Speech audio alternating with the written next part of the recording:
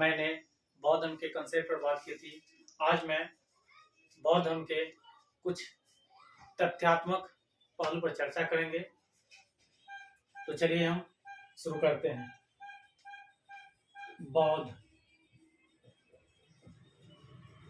धर्म, बौद्ध धर्म का संस्थापक गौतम बुद्ध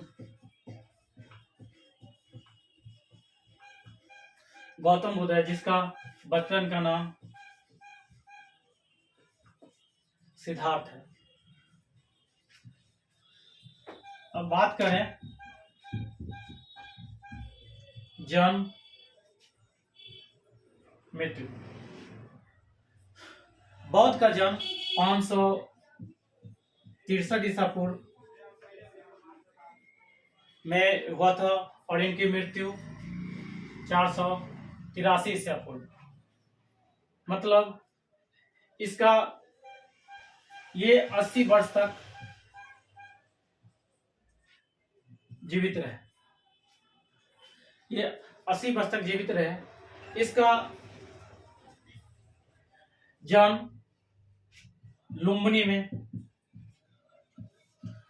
हुआ था, जो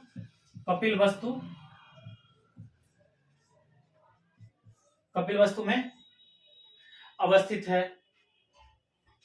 इसका पिता का नाम सुधोधन था।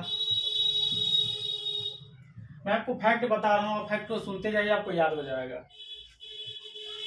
इसका ये शाक्य कुल के राजा थे। इसका माता का नाम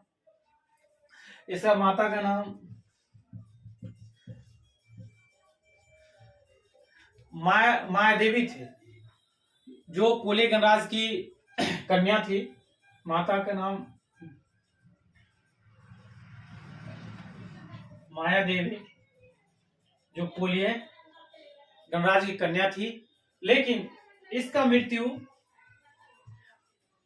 बुद्ध के जन्म के 7वें दिन हो गया। तो इसका पालन पोषण इसकी मौसी ने किया, जिसका नाम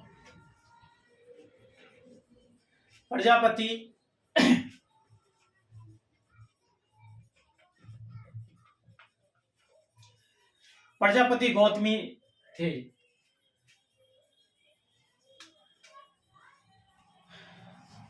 गौतम का विवाह 16 वर्ष की अवस्था में हो चुका। इनका पत्नी का नाम यशोधरा था और इनके एक पुत्र थे, जिनका नाम राहुल था। यशोधरा को कुछ अन्य नाम भी है, कभी कभी एग्जाम में पूछ दिया जाता है। तो मतलब कभी कभी लगता है कि ये तो मैं पढ़ा ही नहीं हूं। इसका कुछ यशोधरा के अलावा इसका कुछ अलग दूसरा भी नाम है, जैसे गोपा, बिंबा। ये भी इनका ही नाम है। तो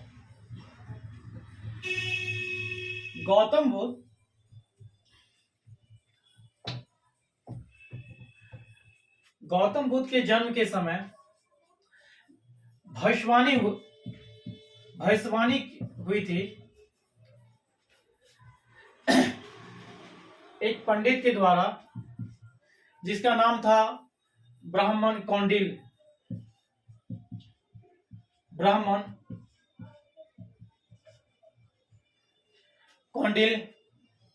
तथा कालदेव। उन्होंने भविष्यवाणी ये की थी, या तो ये चक्रवर्ती सम्राट बनेगा, या तो ये सन्यासी बनेगा। तो बचपन में ही इसका ये भविष्यवाणी हो गई। इसका लालन पोषण घर के अंदर ही हुआ, क्योंकि उसको पिताजी को पता था कि या तो ये सम्राट बनेगा या तो बहुत बड़ा सन्यासी बनेगा। लेकिन हुआ ये कि कुछ वर्षों के बाद जब ये भ्रमण के लिए निकले, जब ये भ्रमण के लिए निकले, एक रथ पे सवार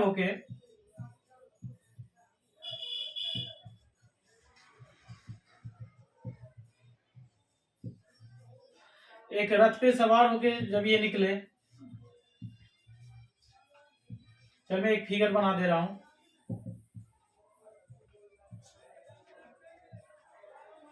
चलिए, ये गौतम है, गौतम बुद्ध।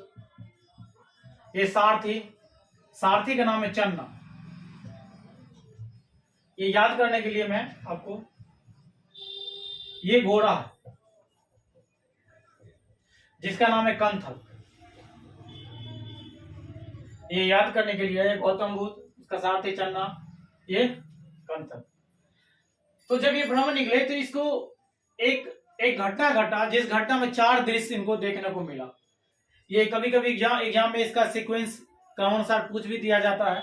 ये 4 दृश्य क्या क्या था? इन्होंने 4 दृश्य देखा, फर्स्ट, सेकेंड, थर्ड, फोर्थ। पहला देखा ये वृद्ध व्यक्ति, पहला ये देखा वृद्ध व्यक्ति। अब इसको, इनका तो लालन पोषण घर में ही हुआ। अब इनको लगा कि तो सारथी से पूछा क्या हम भी बूढ़े होंगे क्या? तो बोला हाँ युवराज, बूढ़े तो होना ही है। तो इसी तरह इसके वृद्ध व्यक्ति के बाद इसको मिला बीमार व्यक्ति। इनको आश्चर्य हुआ कि लोग बीमार भी हो रहे हैं। फिर इनको मिला मृत व्यक्ति। ये जो मैं सीक्वेंस लिखा रहा हूं, इस सीक्वेंस से एग्जाम में पूछा भी जाता है कि इसका सीक्वेंस क्या है। आपको 4 ये दे देगा, अब बोल जाएगा सीक्वेंस के प्रथम, सेकेंड, थर्ड, फोर्थ क्या है। मृत व्यक्ति, इनको भी हुआ कि क्या सारथी से पूछा क्या हम भी मरेंगे? युवराज बोला हाँ युवराज, जो यहाँ है सब मरेंगे, एक दिन मरना तो है ही। फिर इसके बाद देखा सन्यासी, एकदम हंसता और झूमता हुआ सन्यासी को देखा, एकदम खुश मिजाज अब अवस्था में। इनको अट्रैक्ट किया, बोला ये कौन है? तो ये बोला ये सन्यासी है, संत है। तो ये देखा ये तो बहुत ही एकदम फ्री माइंड है, एकदम खुश है। तो जब ये चार दृश्य जब इनके जीवन में दिखाई दिया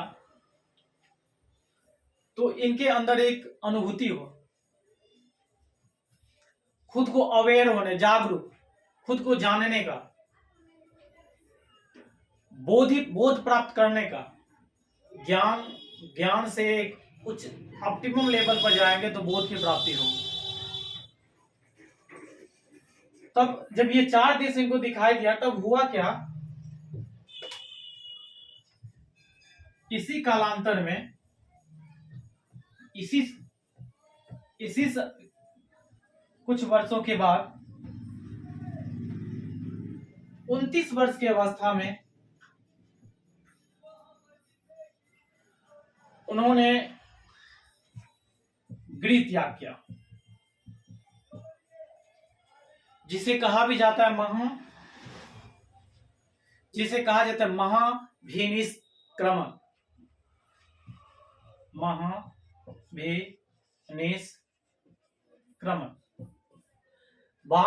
महाभिनिष्क्रमण को हम क्या बोलते हैं? गृह त्याग। उन्होंने गृह त्याग किया 29 वर्ष की अवस्था में ज्ञान प्राप्ति के लिए। तो इसी दौरान वो 2 गुरु से ज्ञान भी लिए। एक अलार कलाम,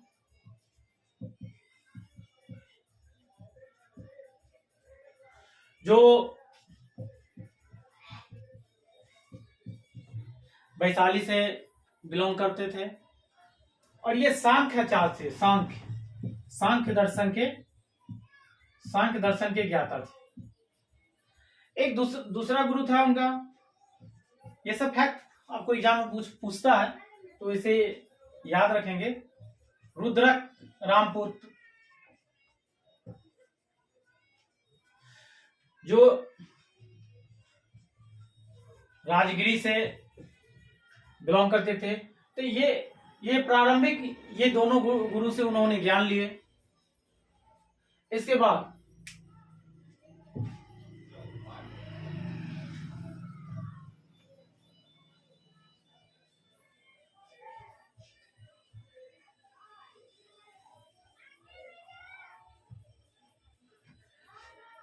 बाद उन्हें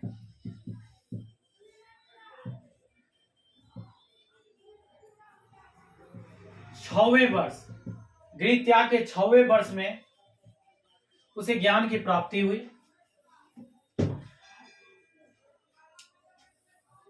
और ज्ञान की प्राप्ति गया जिले में,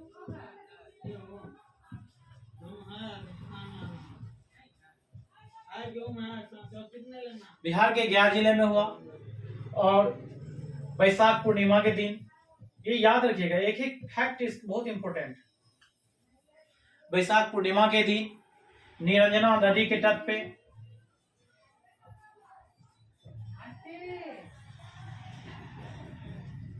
और पीपल वृक्ष के नीचे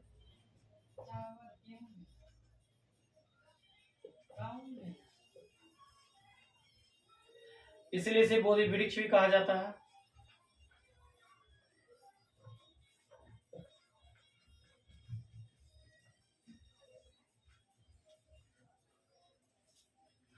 तो ज्ञान प्राप्ति कहा गया जिला बिहार में हुआ। बैसाख पूर्णिमा के दिन निरंजना नदी के तट पे और पीपल वृक्ष के नीचे, जिसे बोधि वृक्ष भी कहा जाता है। ये फैक्ट है, इसे याद रखिएगा।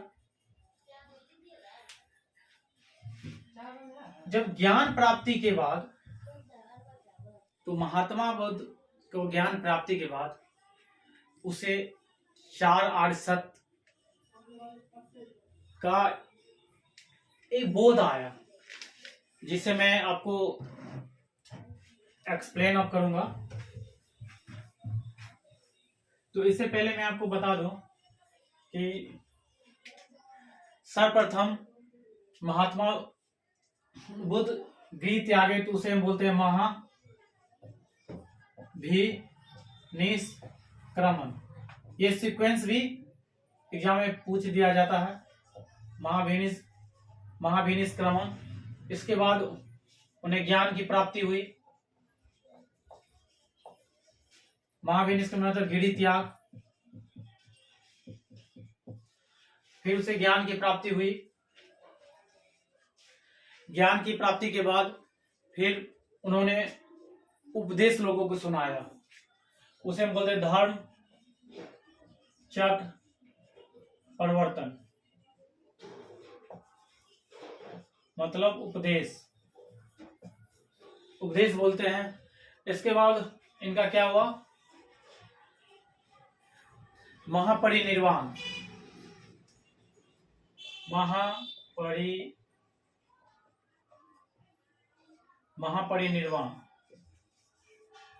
तो कभी कभी ये आपको सीक्वेंस भी दे दिया जाएगा कि महाभिनिष्क्रमण, ज्ञान की प्राप्ति, धर्मचक्र परिवर्तन और महापरिनिर्वाण, ये दे देगा और चारों को बोलेगा अब क्रम अनुसार में उसे सजाइए। तो ये इनको भी आप ध्यान में रखिएगा। तो ज्ञान का जो प्राप्ति हुआ, तो इसका उपदेश सर तो बोध गया में दिया। और बोध गया से उन्होंने सारनाथ की ओर बढ़ा। बोध गया में उरुबेला जगह का नाम है सारनाथ। यहाँ इन्होंने 5 ब्राह्मणों को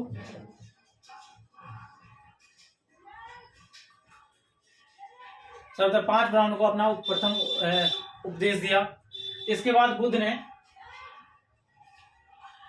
ने 2 शूद्रों को भी सर्वप्रथम अपना अनुयायी बना। वो 2 शूद्र है तपस्सु एवं भल्ले। कौन है वो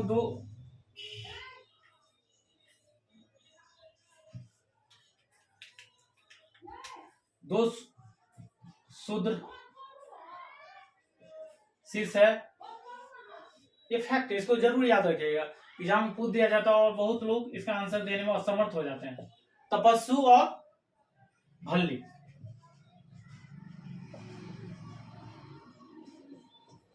ये प्रथम दो शूद्र सर्वप्रथम अनुयायी बना था। तो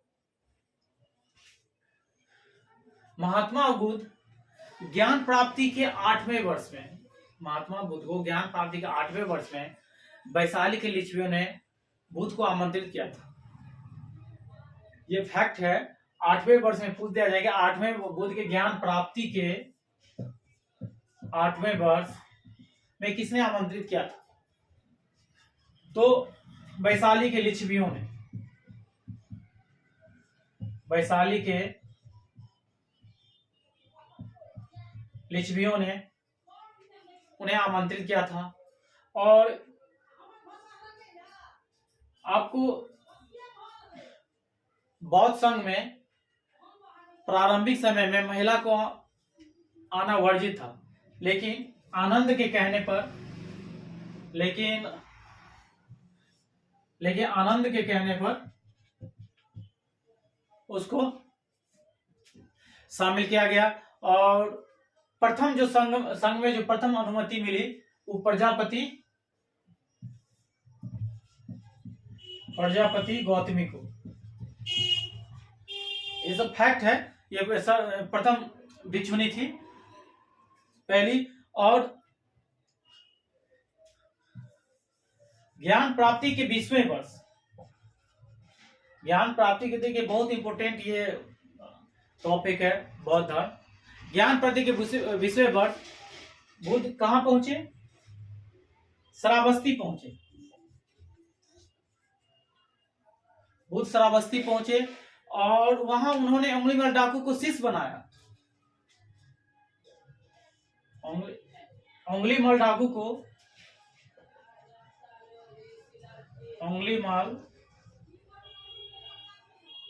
को शिष्य बनाया। देख सकते हैं कि महात्मा बुद्ध का एथिक्स,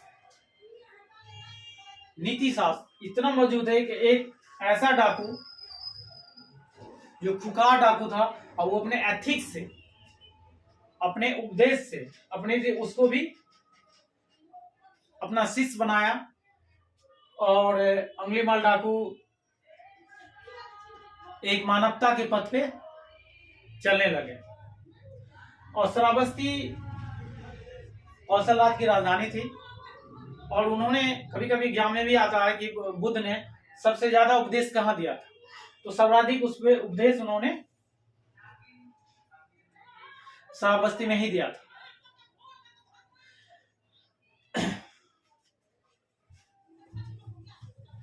अब आगे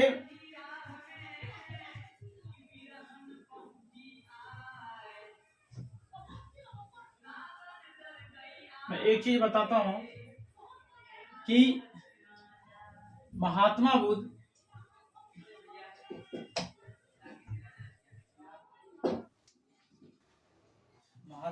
का महापरिनिर्वाण,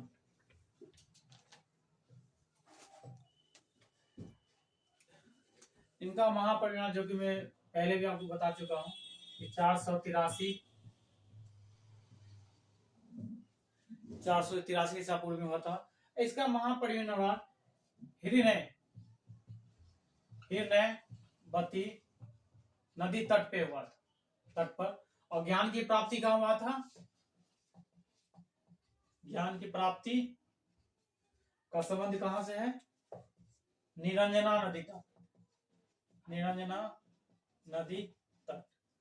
मतलब इसका महापरिनिर्वाण का संबंधित कौन सा नदी है? हिरण्यवती नदी तट से संबंधित है।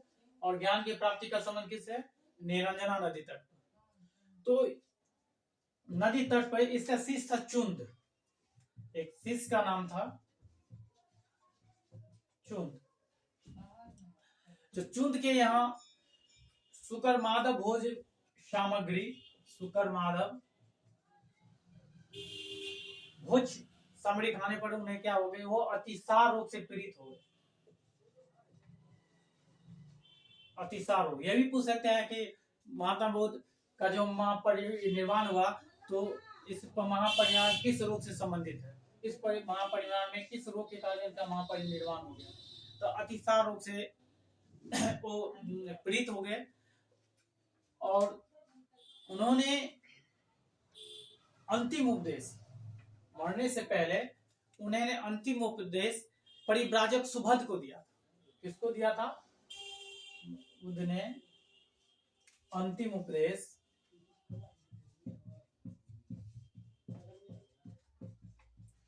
परिव्राजक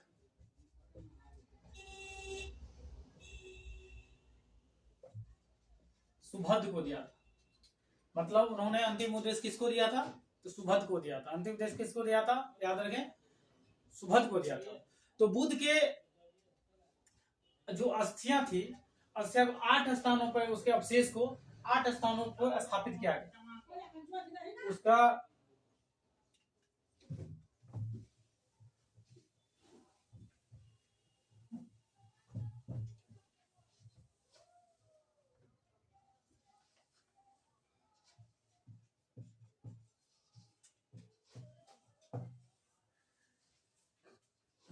आठ स्थानों पे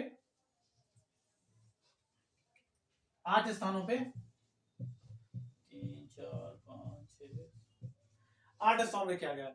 मगध, वैशाली, कपिलवस्तु, अलका, रामग्राम, पावा, कुशिनारा, वेदद्वीप। चलिए मैं यहाँ पे लिख देता हूं। मगध, वैशाली, मगध, वैशाली, कपिलवस्तु,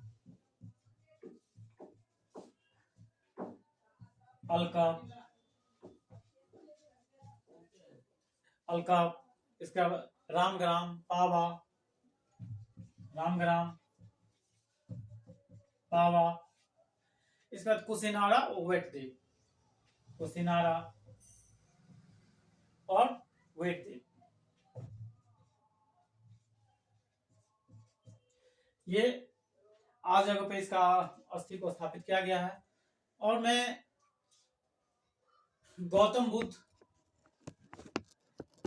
हम लोगों को क्या शिक्षा दे रहे हैं, इसके शिक्षा से, इससे बौद्ध धर्म के जो उपदेश है, वो उपदेश को हमें कैसे आत्मसातीकरण की उसका जो सिद्धांत है, ताकि लोग आत्मसात कर उसको उपदेश को प्रासंगिकता बनाए रखे, जो मैं इस प्रकार आपको बताने जा रहा हूं।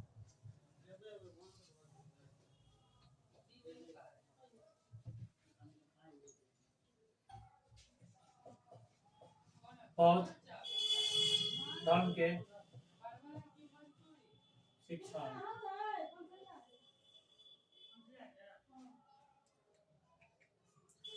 बौद्ध धर्म के शिक्षा, तो उन्होंने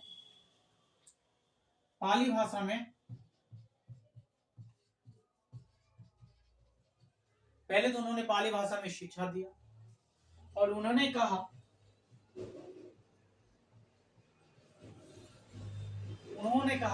कि सृष्टि दुखमय है, क्षणिक है और आत्मा विहीन।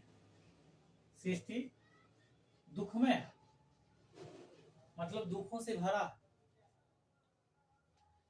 यही 4 और 7 का मेन सिद्धांत है। 4 और 7 में जो आगे आपको बताऊंगा, यही दुख समुदाय, दुख निरोध, गामनी प्रतिपदा। तो दुखमय है, सृष्टि क्षणिक है और आत्मा विहीन है, आत्मा का अस्तित्व नहीं, आत्मा विहीन है। और उन्होंने, मैं बताऊं, बौद्ध धर्म का जो सिद्धांत है, उन्होंने वर्ण व्यवस्था को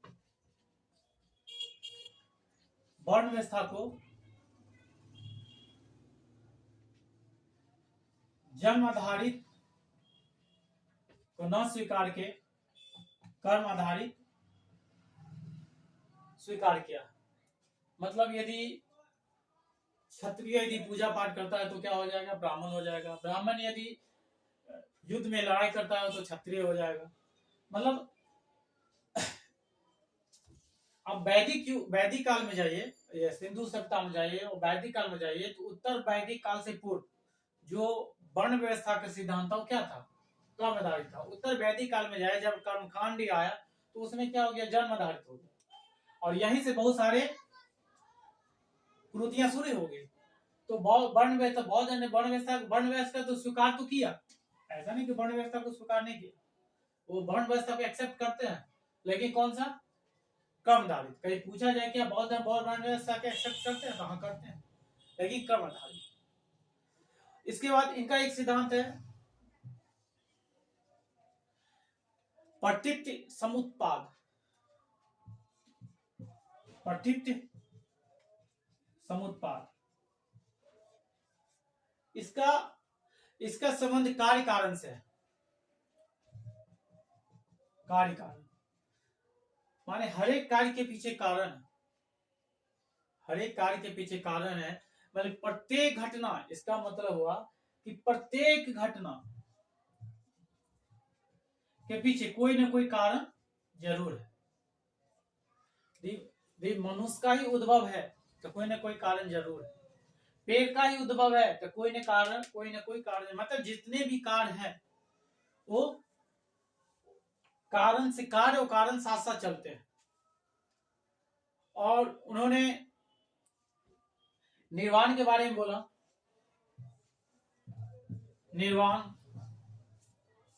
निर्वाण का उन्होंने अर्थ बताया जन्म मरण से मुक्ति, जन्म मरण से मुक्ति, जिसे हम मोक्ष भी बोलते हैं, मोक्ष की प्राप्ति। ये बौद्ध धर्म की शिक्षाएं हैं, और मैं इससे आगे आपको बता रहा हूं कि बौद्ध धर्म में 3 रत्न, बुद्धम शरणम गच्छामि, धम्मम शरणम गच्छामि, संघम शरणम गच्छामि। ये इनका 3 मूल मंत्र है। तो इनका जो 3 रत्न है, 3 रत्न है, 3 रत्न है।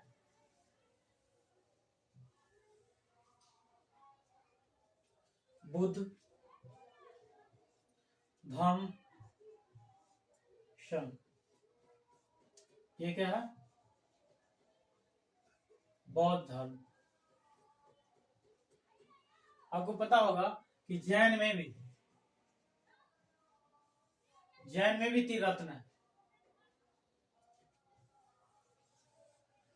सम्यक दर्शन, सम्यक ज्ञान, सम्यक आचरण। कभी कभी एग्जाम में पूछ दिया जाता है तो लोग कंफ्यूज हो जाता है। ये क्या है? बुद्ध, धम्म, संघ, BDS। यहाँ क्या है? दर्शन, ज्ञान, आचरण, दीजिए। तो कभी कभी लोग कंफ्यूज होता है, तो इसको याद रखिएगा।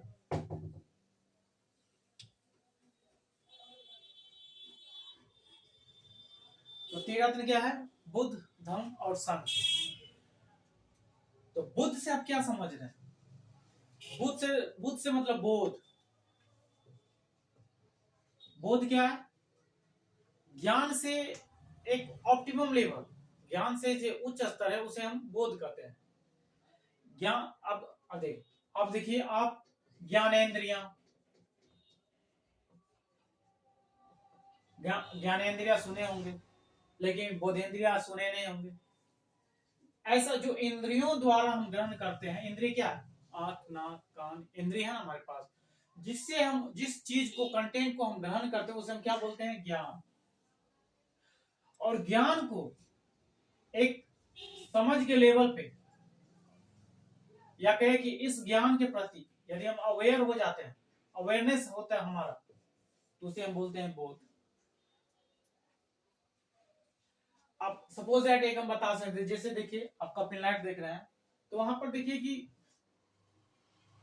वो अवेयर है, वो देखिए कि वहीं से बिना तैयारी के उस जगह वो कॉमेडी में किसी तरह का बात वो निकाल देते हैं। क्या? उनका प्रेजेंस ऑफ माइंड, हाँ, प्रेजेंस ऑफ माइंड उसका वर्क करता है। प्रेजेंस ऑफ माइंड कहाँ से आता है? बोध से आता है। प्रेजेंस ऑफ माइंड में आपका मजबूती कब आए? जब आपके अंदर बोध का विकास होगा।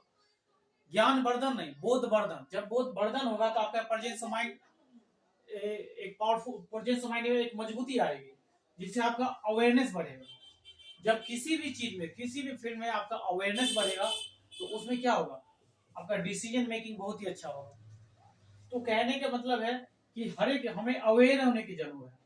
जब अवेयर हो जाएंगे तब रिजनेबल बन जाएंगे, अब तार्किक हो जाएंगे। तार्किक हो जाएंगे तो वो वैज्ञानिकता उसको आप प्रूव कर सकते हैं। तो इसीलिए क्या है कि बुद्ध धम्म संघ, बुद्ध का संबंध क्या है? बोध से है। बोध से मतलब क्या है? धम्म, धम्म का मतलब, धम्म का संबंध मार्ग से है। ताकि अवेयरनेस के लिए, एक जागरूक के लिए, बोध की प्राप्ति के लिए कौन सा मार्ग अपनाया जाए?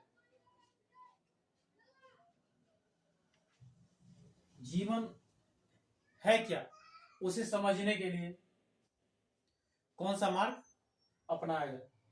तो ये हुआ, ये बुद्धम, बुद्ध, धम्म, संघ। संघ मतलब कलेक्टिविटी, यूनियन। ये सामूहिकता का बोध कराता है कि जो बोध है, अवेयरनेस है, अवेयरनेस को लोगों को फैलाने के लिए, जो ज्ञान मुझे मिला है वो ज्ञान को फैलाने के लिए मुझे क्या, एक यूनियन की जरूरत पड़ेगा। यूनियन मतलब क्या? संघ एक यूनियन का बोध कराता है कि जब तक हम लोग एकजुटता नहीं होंगे, एक साथ नहीं होंगे, तब तक क्या होगा कि ट्रांसपेरेंसी नहीं आएगी। ट्रांसपेरेंट कैसे आएगा? जब अवेयरनेस को फैलाएंगे। इसे आप वर्तमान में इसे प्रशासन से भी आप जोड़ सकते हैं। अब देखिए, भारत भी एक यूनियन है, भारत संघों का देश है। तो कहीं ना कहीं क्या, कहीं ना कहीं ये इसका जो बुद्ध का जो संघ है वो हमारे देश के राजनीतिक व्यवस्था में इसका प्रासंगिकता हो रहा। तो ये इनका तीन रत्न है, बुद्ध, धम्म, संघ। और इन्होंने ज्ञान प्राप्ति से चार आर्य सत्य को पहचाना है। और ये चार आर्य सत्य को में ये तीन रत्न का अहम योगदान है। ये चार आर्य सत्य है क्या, पहले हम ये जानेंगे।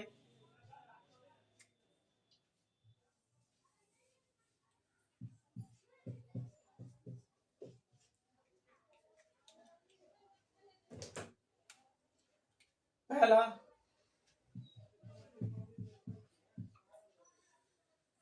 दुख, दुख समुदाय, दुख निरोध। और इसके बाद क्या है? दुख निरोध,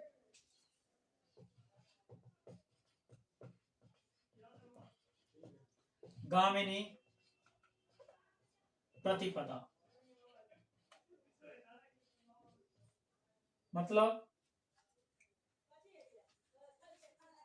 मतलब हुआ कि संसार में दुख है, दुख का कारण भी है, दुख का अंत भी है, और दुख का अंत का मार्ग भी है। मैं इसका जो मार्ग है,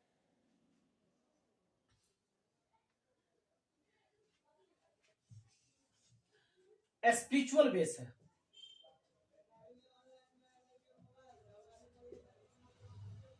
आपको पता है कि बुद्ध जो है, बुद्ध को ईश्वर में विश्वास नहीं है, वेद की सत्ता को नहीं स्वीकारता है,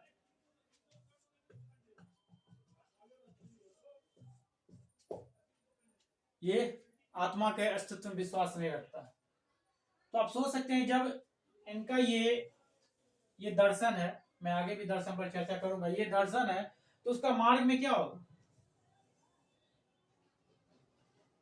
यही दर्शन का सारनिहित होगा। मतलब वेद, ईश्वर, आत्मा, ये तीनों से परे इसका मार्ग होगा, जो हम आगे चर्चा करेंगे। मतलब इसका कहने का मतलब है चार आर्य सत्य, जो चार आर्य सत्य है। पहला दुख है, दुख समुदाय में दुख का कारण भी है, दुख निरोध, दुख का अंत भी होगा, और दुख निरोध गामिनी प्रतिपदा, मतलब दुख का जो अंत होना है, उस होने का मार्ग भी है। तो इस दुख निरोध गामिनी प्रतिपदा के लिए अष्टांगिक मार्ग है। इसको अपना करके आप अपने दुख को अंत कर सकते हैं।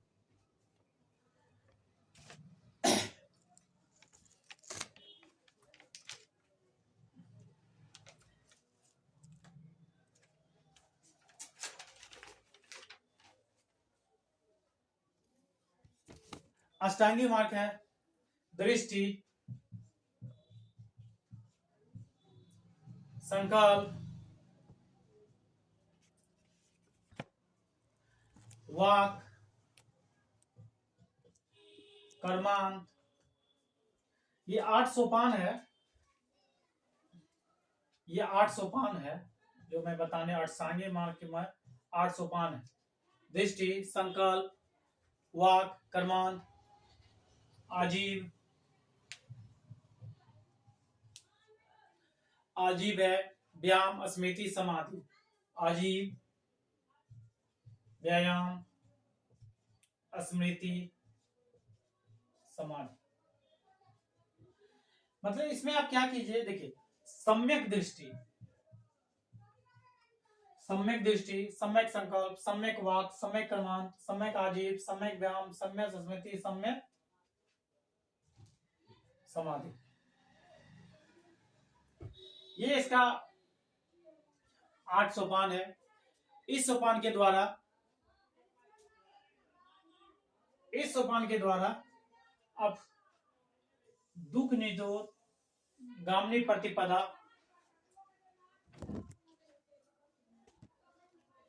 को दूर किया जा सकता है। इसके बाद इन्होंने अपने ज्ञान को, बोध को विकसित करने के लिए कुछ मार्ग बताए हैं, जिसे हम सील बोलते हैं। सील एग्जाम में पूछा भी जाता है कि सील किस धर्म से संबंधित है, तो बौद्ध धर्म से संबंधित है। सील का संबंध एथिक्स से है। एथिक्स मतलब नीति शास्त्र, नैतिकता के अध्ययन को हम नैतिकता का अध्ययन नीति शास्त्र से करते हैं। तो ये सील क्या है कि एथिक्स है। अब देखिए कि आप कहीं बौद्ध धर्म से आप एथिक्स सीख सकते हैं। तो एथिक्स में क्या है, 10 जो एथिक्स है, अहिंसा, सत्य, अस्तेय, अपरिग्रह, अस्तेय, अपरिग्रह। इसके बाद हो गया मद सेवन न करना, मद सेवन नहीं करना। इसके बाद असमय भोजन, असमय भोजन नहीं करना। इसके बाद कोमल बिस्तर पर नहीं सोना। देखिए, कोमल बिस्तर के या सुपथ बिस्तर के पर नहीं सोना। आभूषण का त्याग,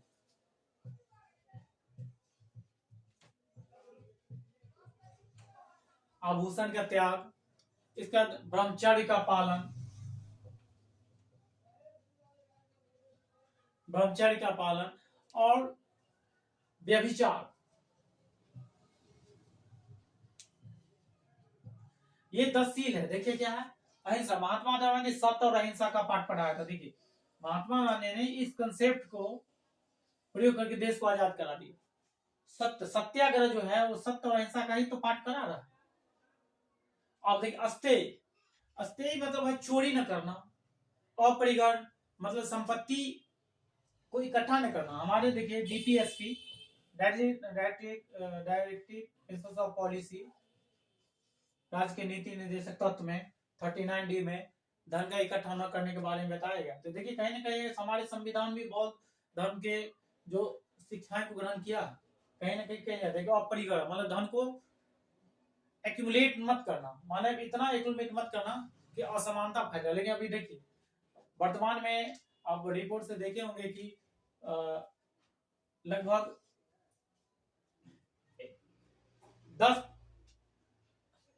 71% जो संपत्ति है वो 99% लोगों के पास है, सॉरी 10% लोगों के पास है और 29% में 90%। तो अब ये देख सकते हैं, ऐसे ये डाटा प्रत्येक वर्ष आता है, डाटा से भी आर्थिक असमानता को परिभाषित किया जा रहा है कि मतलब कितना असमानताएं हैं। तो यहाँ पर देखिए अपरिग्रह, अपरिग्रह ये बता धन को इकट्ठा ना कर, मतलब आर्थिक समानता पर ये बल दे रहे हैं। इसके बाद क्या है मद सेवन, देखिए बिहार में मद सेवन प्रतिबंध लगा है। देखिए कभी इनका जो सील है एथिक्स है अभी वर्तमान में प्रासंगिकता हो रहा है इसका। मद सेवन हो गया, असमय भोजन नहीं करना, ये हेल्थ से रिलेटेड है। अच्छे स्वास्थ्य, सुखद बिस्तर भी हेल्थ से रिलेटेड है। पर नहीं सोना हेल्थ से रिलेटेड है। देखिए आभूषण का त्याग आपके साधारण व्यक्तित्व को बताता है। तो कहने का मतलब इनका जो बौद्ध धर्म का जो सील है इसको ग्रहण कर अपन अपने बोध को एक स्तर पे, एक उच्चतम स्तर पे आप पहुंचा सकते हैं। इसके बाद बौद्ध धर्म में कुछ दर्शन है, मैं आपको इसका जिक्र करता हूं।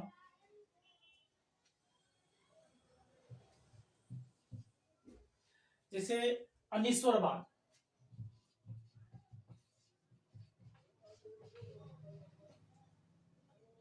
बौद्ध धर्म ईश्वर की सत्ता में विश्वास नहीं रखता, इसीलिए अनिश्वरवाद इसका दर्शन है। इसके बाद शून्यवाद, शून्यवाद का मतलब है कि संसार की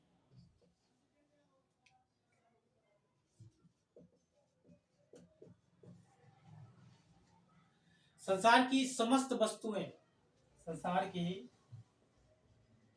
समस्त वस्तुएं सत्ताहीन,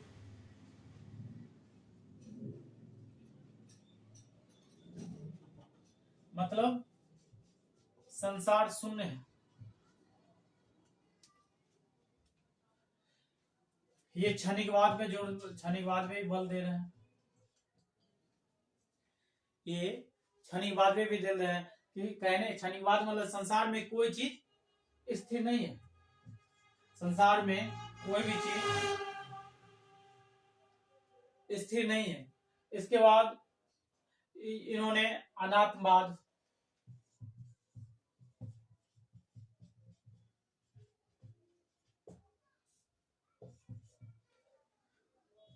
आत्मा के अस्तित्व में विश्वास नहीं रखते हैं।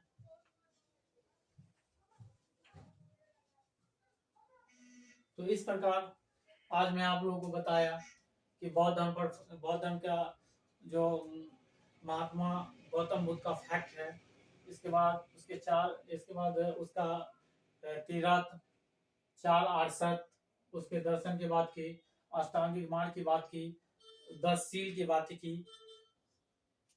तो अब हम अगले क्लास में, जब हम अगले क्लास लेंगे तो फिर मैं आपको बौद्ध धर्म के आगे की जो है कि बौद्ध धर्म का जो एक कंसेप्ट का एक लेवल है, जो उसका प्रासंगिकता, जो उपादेयता क्या है। इसके बाद इसमें इसके बौद्ध संगीतियां हो गया, इसमें बौद्ध संगीतिया के बीच इसी दौरान इसमें बहुत सारे मतभेद हो गए। तो बौद्ध धर्म का उसके मतलब जो उपदेश है, उसका जो एक प्रिंसिपल है, उसको लेकर उसमें क्या हो गया कि विभाजन भी हो गया। तो अगले क्लास में इस सब बातें पर हम चर्चा करेंगे।